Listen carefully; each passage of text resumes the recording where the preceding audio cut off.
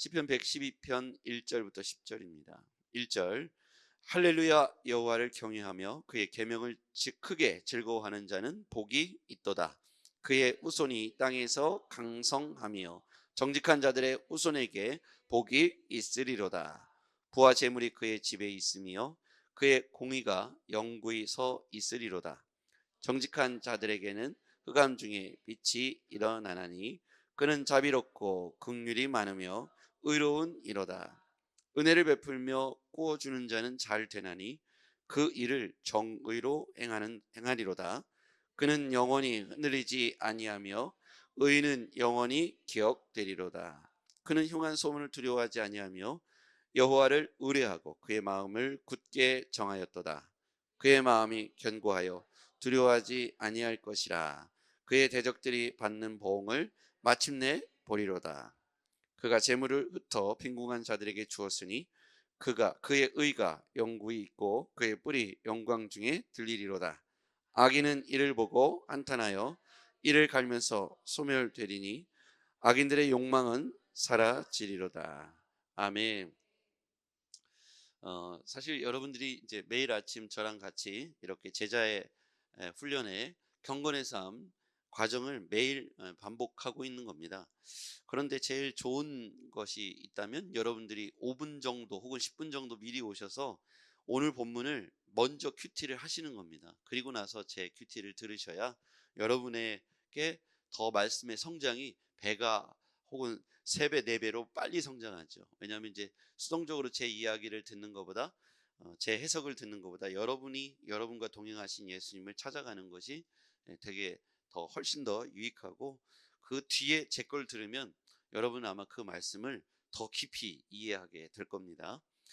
자, 오늘 말씀을 보면 여호와를 경외하는 자에 대해서 말씀을 하고 있습니다. 1절에도 보면 할렐루야로 시작하죠. 할렐루야 시입니다.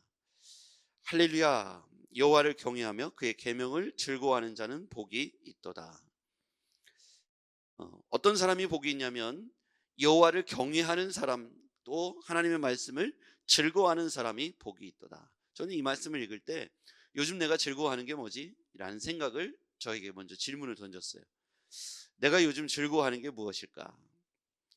오늘 성경은 여호와를 경외하며 그의 계명을 즐거워하는 자에게 복이 있다. 복 있는 사람은 어떤 사람인가? 그의 후손이 땅에서 강성하며 2절 정직한 자들의 후손에게 복이 있으리로다. 부와 재물이 그의 집에 있으며 그의 공의가 영구히 서 있으리로다. 부와 재물이 먼저가 아니라 하나님 말씀을 즐거워하는 삶이 먼저이다라는 사실을 가르쳐주고 있습니다. 우리는 부와 재물이 있으면 즐거움이 있다고 생각합니다. 근데 성경은 여호와를 경외하며 말씀을 즐거워할 때 복이 있고, 그 후에 그 후손이 땅에서 강성하고 정직한 자의 후손이 복이 있을 것이다. 부와 재물이 그의 집에 있고 그의 공의가 영구히 서 있을 것이다. 여기서 보면 정직한 자, 한번 동그라미 쳐보시죠. 정직한 자, 공의, 그의 공의. 정직한 자, 그의 공의. 하나님은 어떤 사람을 기뻐하시고 복 주시냐면 하나님을 경외하고 하나님 말씀을 즐거워하는 사람을 하나님은 복을 주시기를 원하신다. 그의 후손들이 정직한 자라고 표현되고 있죠. 정직한 자. 그리고 그의 공의가 영구히 서 있을 것이다. 그러니까 부와 재물은 여기에서 보면 주인공이 아닙니다. 핵심 주제가 아닙니다. 부와 재물은 인간이 누구나 원하는 것이지만 궁극적으로 그것이 핵심이 아니죠. 여기 본문의 핵심은 여호와를 경외하고 계명을 즐거워하는 자에게 일어난 복 중에 하나가 부와 재물이 있다는 것이지, 부와 재물이 있으면 그들이 즐거워한다는 것이 아니라는 것입니다. 여호와를 경외하는 자, 계명을 즐거워하는 자가 정직하고 그의 공의가 있다라고 오늘 공의가 영구히 서 있을 것이라고 말씀해 주고 있죠. 그래서 우리는 영적 질서를 우리가 지켜나가는 것이 좋겠다. 그래서 저는 1절, 2절, 3절을 묵상하면서 영적 질서라는 마음으로 이렇게 기술을 했어요. 영적 질서를 세우자, 이렇게 저는 썼습니다. 영적 질서가 뭘까? 부와 재물이 먼저가 아니라 하나님을 경외하고 말씀을 즐거워하는 것, 이것이 영적 질서다. 그러면 부와 재물은 하나님이 나에게 주시는 복 중의 하나일 뿐이다는 것이죠. 궁극적으로 부와 재물을 이루는 것으로 많은 사람들은 행복을 얻고 즐거움을 얻으려고 합니다. 그런데 그것은 거꾸로 된 것이죠. 그래서 우리가 하나님 앞에서 먼저 세워야 될 것은 영적 질서를 부와 재물보다 먼저 선행해야 합니다. 여러분은 영적 질서를 세우기 위해서 믿음의 가문으로 하나님 중심의 가정을 세우기 위해서 요즘 어떻게 하십니까? 여러분이 즐거워하는 것이 무엇입니까? 계속해서 거듭 강조하지만 여러분 혼자 있을 때는 경건의 삶을 사셔야 하고요. 두 번째, 식구들이 같이 있을 때는 예배하는 삶을 살아보십시오. 나오미 집사님, 이제 모든 게 완벽해져 가는데 예배만 집에서 드리면 이제 완벽해지는 거예요. 가정이 살아나는 잠언, 가정 예배. 그래서 여러분이 있는 그곳에서 예배의 단을 쌓으면 하나님이 복을 주시지 않을 수가 없다는 거예요. 근데 우리는 복이라는 게 뭐냐? 부와 재물이라고 생각하는데 이 부와 재물을 많이 쌓아놓으면 우린 복을 받았다고 생각해요. 아니죠. 영적 질서가 세워지는 가정에게 하나님이 주시는 복 중에 하나일 뿐입니다. 너희는 먼저 그의 나라와 그의 의를 구하라. 그리하면 이 모든 것을 너희에게 더하시리라. 그의 나라와 그 의는 부와 재물이 아닙니다. 부와 재물이 이 땅에서 필요한 것이잖아요. 하나님 나라에 가는 기준은 부와 재물이 아니죠. 하나님 나라의 시민이 갖춰야 될 것은 영적 질서입니다. 거기다 쓰셨습니까? 영적 질서라고. 영적 질서는 가정에서부터 흘러내려가야 합니다. 선한 영향력이 교회에서, 가정에서 흘러내려갈 때 저는 민족이 살아나고 지역이 살아날 줄 믿습니다. 바닷물은 소수의 작은 염분으로도 엄청난 짠맛을 내잖아요. 초기 1세기의 신자들이 위대했던 건 소수의 물이었지만 사회를 변혁시켰어요. 그들의 정의와 공의가 초대 로마의 핍박을 이겨내고 이 서아시아와 유럽을 건너 아메리카로, 아시아로 영적인 물줄기가 흘러갔다는 것을 볼 수가 있어요. 영적 질서는 위에서 아래로 흘러가야 합니다. 샘 근원이 잘못되면 아래에 있는 건 다 죽는 거예요. 샘 근원이 말랐거나 샘 근원에서 독을 품어내는 물을 내려보내면 그 아래에 있는 물고기나 식물들은 다 죽게 되는 것이죠. 우리의 영적 샘 근원은 여호와의 말씀인 줄 믿습니다. 하나님 말씀을 일러주고 가르치고 생각한다면 하나님 말씀을 먹고 자란 아이들은, 하나님 말씀을 먹고 자란 우리의 삶은, 우리의 영은 살아나는 줄 믿습니다. 제가 그 박삼순 전도사님 이야기를 했잖아요. 다니엘 학습법, 신본주의 자녀교육법. 다니엘 학습법 김동환 목사님 우리 교회 와서 한번 특강했지 않습니까? 그 내용의 핵심을 보면 어머니가 아침에 정해진 성경의 양만큼을 읽지 않으면 밥을 안 줬다는 거예요. 학교도 안 보내고. 그걸 매일 해야 하면 밥을 주고 학교를 보낸 거예요. 근데 이제 이게 어떤 일이 벌어졌냐면 말씀을 읽다가 본인 스스로가 뜻을 정한 거예요. 다니엘처럼. 본인들이 말씀을 읽다가 어떻게 살아야 될지 뜻을 정하니까 내가 뭘 해야 될지를 분명히 아는 거예요. 그러니까 뭘 강요하지 않아도 샘 근원이 해결되니까 밑에서는 자동으로 되는 거예요. 그 자녀들이 다 복을 받은 거죠. 그러면서 그 어머니의 말이 그거예요. 하나님의 자녀를 하나님의 교육법으로 가르치는 것이 맞다는 거예요. 하나님의 자녀를 키우겠다고 말하면서 세상의 양육법으로 아이들을 가르치고, 뭡니까? 지적인 아이로 키우고 사회적인 아이로 키우고 세상에 성공하는 아이로 키워내려고 하나님의 자녀들을 키워내면 이 아이들은 인본주의의 자녀가 되는 거죠. 교회 안에서도 늘 기도 제목이 부와 명예를 구할 수밖에 없다는 거예요. 아이들이 눈으로 배우고 깨닫고 배운 이 땅에 사는 방법이 인본주의의 삶을 배웠잖아요. 부모 자신도 교회에서 기도하면서 기도는 했지만 자녀에게 가르치는 가치관은 인본주의적, 물질주의적, 성공주의적, 세속주의적 가치관을 가지고 아이를 대했다면 이 아이는 내가 그리스도인이란 정체성도 없고 단지 교회 다니는 세상 사람인 것뿐인 거죠. 그런데 그 어머니가 말한 것처럼 하나님의 자녀를 하나님의 방법으로 가르치는 것이 이 아이의 정체성이 분명해지고, 목에 칼이 들어와도 군대를 가도 어디를 가도 혼자 있어도 사람들과 있어도 하나님의 자녀답게 사는 것을 포기하지 않는다는 거예요. 우리는 그 아이들을 그렇게 가르쳐야 합니다. 우리 스스로가 하나님의 자녀라는 사실이 분명하다면 우리 자녀들도 하나님의 자녀로 양육해야 되는 것이 맞습니다. 하나님을 모르고 부를 이루는 것이 얼마나 무서운지 우리는 알고 있습니다. 하나님 모르는 사람에게 권력이 주어지는 것이 얼마나 무서운 일인지 우리는 보고 있습니다. 하나님을 아는 사람이 권력을 갖고 부를 갖고 있으면 주변 일대가 살아납니다. 하나님을 모르는 사람이 권력을 갖고 있고 부를 갖고 있으면 주변 일대가 어둠으로, 암흑으로, 음란과 타락으로, 성적 방조로, 음란의 도시로, 소돔과 고모라 성으로 바뀌는 현장을 유럽과 아메리카와 지금 아시아에서 보고 있습니다. 영적 물줄기가 오염됐다는 뜻이겠죠. 상상할 수 없는 일들이 현재 전 세계에서 일어나고 있어요. 샘 근원이 잘못된 거고 물줄기가 바뀌어진 거죠.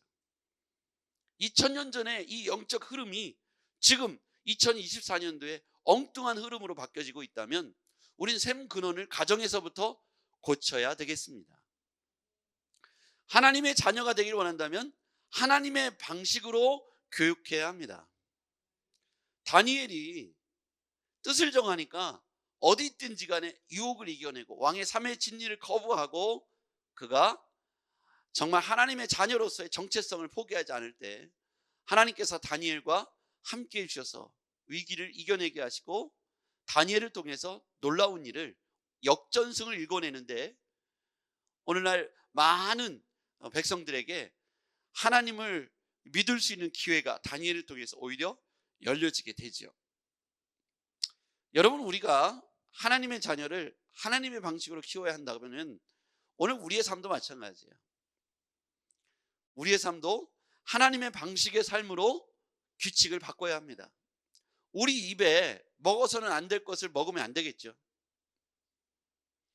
하나님의 사람으로 하나님의 복을 받기 원한다면서 우리 입에, 우리 몸에 넣어서는 안 될 물건, 그 음식들 입에 넣으면 안 되는 겁니다. 우리 귀와 우리 눈에 듣고 봐서는 안 되는 것들을 우리가 취해서는 안 되는 거죠. 하나님의 사람으로 살기를 원한다면 세속의 가치를 거부할 수 있어야 합니다. 오늘 그의 나라와 그의 의를 따라갈 때 부와 재물이 그의 집에 있으며 그의 공의가 영구히 서 있으리로다. 3절의 말씀이 응답될 줄 믿습니다. 4절, 정직한 자들에게, 아까도 정직한 자, 공의, 동그라미 칠하게 했죠. 4절에도 보면 정직한 자라고 나옵니다. 그 밑에 보면 자비롭고 긍휼이 많으며 의로운 이, 의로운 이에도 동그라미 쳐보시죠. 정직, 의로움. 그 다음에 5절에도 보면 은혜를 베풀며 꾸어주는 자는 잘 되나니 그 일을 정의로 행하니로다. 정의. 하나님의 속성을 우리가 기억해야 되는데 정직, 의로움, 정의, 그렇죠?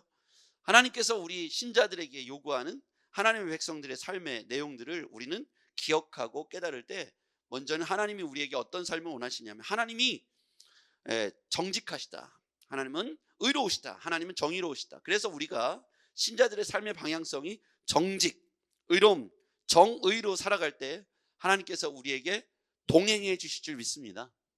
우리의 삶이 거룩해야 하나님의 영이 우리와 머무르시게 되는 거예요. 그래서 우리는 정직하고 의롭고 정의로운 삶으로 우리의 삶을 빛 가운데로 이끌어내야 합니다. 5절을 같이 읽어볼게요. 시작. 은혜를 베풀며 꾸어주는 자는 잘 되나니 그 일을 정의로 행하리로다. 아멘. 자, 잘 되기를 위해서는요, 은혜를 베풀며 꾸어주는 자, 그 일을 정의로 행해야 합니다. 은혜를 베풀며 꾸어주는 자가 되십시다. 하나님은 의로운 인생에 대해서 계속 말씀하고 있습니다. 6절, 그는 영원히 흔들리지 아니하며 의인은 영원히 기록되리로다. 거기에 또 의인이 나오죠. 의인은 영원히 기억될 것이다. 자, 그 의인은 어떤 사람입니까? 7절, 그는 흉한 소문을 두려워하지 않습니다. 그리고 여호와를 의뢰합니다. 그의 마음이 굳게 정해졌습니다. 8절, 그의 마음이 견고합니다. 두려워하지 않습니다. 그의 대적들이 받는 보응을 마침내 보게 될 것입니다. 그는 누구입니까? 의인입니다. 그래서 우리는 흔들리지 않고 견고하고 여호와를 의뢰하고 마음을 굳게 정한 사람, 즉 하나님 앞에서 의로운 인생이 되어야 합니다. 자, 여러분, 우리가 하나님 앞에서 어떤 인생을 살아가야 될지 결론적으로 10절 시작. 악인은 이를 보고 한탄하여 이를 갈면서 소멸되리니 악인들의 욕망은 사라지리로다. 악인들은 어떤 사람입니까?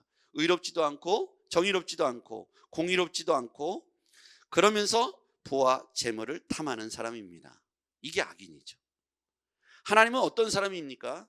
하나님은 어떤 사람이 되기를 원하십니까? 의인이 되기를 원하시는데 정직한 자, 의로운 자, 정의로 행하는 자, 그러면서 하나님이 주시는 은혜를 흘려보내는 자, 은혜를 베풀며 구워주는 자, 잘 될 수밖에 없다는 거죠. 성경이 우리에게 약속한 이 은혜가 우리 모두에게 있었으면 좋겠습니다.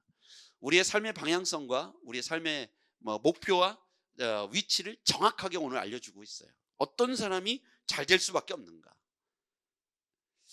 정직하고 의롭고 정의롭고, 어떻게 보면 굉장히 추상적이죠. 그런 단어들이요. 의라는 단어도 굉장히 추상적이죠. 왜냐하면 이 의라는 게 굉장히 무서운 게, 여러분 히틀러는 의롭지 않았을까요? 자기 입장에서 유태인들은 죽어마땅한 사람이에요. 그러니까 자기는 지금 심판자로서 의에 있다고 생각한 거예요. 기준이 한참 벗어나 있는 이 히틀러가 생각할 때 이 사람들은 죽어마땅한 사람인 거예요. 자기가 하고 있는 것은 위대한 성전인 거예요. 청소작전인 거예요. 민족 청소하는 거예요. 이런 기준을 가지고서 세상을 바라보니까 자기의 의의 중심이 자기에 있는 거예요. 굉장히 무섭죠. 그래서 우리는 하나님 말씀을 경외하고 말씀을 즐거워하는 사람으로 서야 되고 아이를 가르쳐야 되는 거예요. 기준이 그 사람이 되면 심히 위험한 거예요. 오늘날에도 한국의 국내에 일어나고 있는 기준이 누군가가 한 사람이 되니까 온 나라가 흔들리게 됐잖아요. 그렇죠? 하나님 중심의 나라를 만들어야지 누가가 되면 안 되는 거예요. 그럼 하나님 중심이 되면 모든 사람이 그 의에 굴복할 수 있는 공의와 정의가 명분으로 있어야 되는 거예요. 맞습니까? 그래야 진리 안에 머무르게 되는 거예요. 진리는 누구 한 사람만을 기쁘게 하는 게 아니에요. 여러분, 사랑이라는 개념이 대적자가 있습니까? 사랑이라는 개념을 대적할 다른 명분이 있습니까? 이게 진리이기 때문에 사랑이라는 단어 앞에 악인들도 굴복하고 의인들도 굴복하고 가난한 자도 부한 자도 많이 배운 자도 적게 배운 자도 사랑이라는 단어 앞에는 누구나 굴복할 수밖에 없는 거예요. 다른 대치된 개념이 없고 이것을 치환할 수 있는 다른 단어가 없습니다.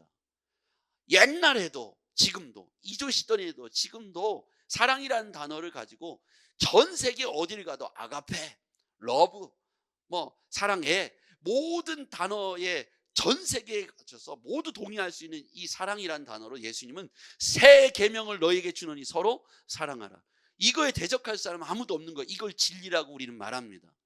비진리는 뭐냐면 누군가를 위한 거예요. 누군가가 기준이 되는 거예요. 그건 비진리입니다.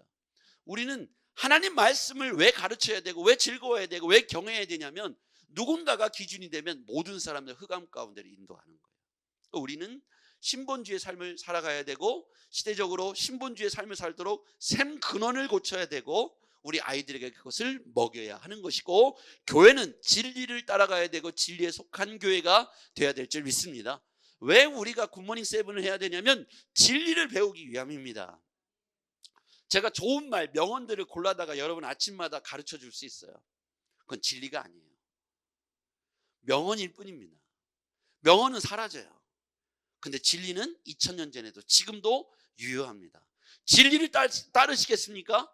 사람의 경험과 사람의 가치관을 따르시겠습니까? 하나님은 잘 될 수밖에 없는 방법을 여호와를 경외하고 계명을 즐거워하는 자, 복을 받을 수밖에 없다는 것을 우리에게 가르쳐주고 있어요. 기도하겠습니다.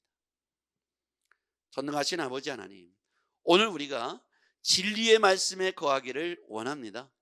누구도, 정치가들도, 세상의 누구의 어떤 권력자도 우리의 주인이 될 수 없고 기준이 될 수 없습니다. 시대를 왔다 갔다 했던 수많은 역사의 흐름들 속에 인간이 주인공 되려고 했던 세대는 망했던 것을 보게 됩니다. 하나님이 통치하시고 하나님이 이끌어 가시는 그런 샘 근원이 명확한 그런 하나님 말씀을 즐거워하고 경외할 수 있는 오늘 우리의 삶이 되게 하여 주시옵소서.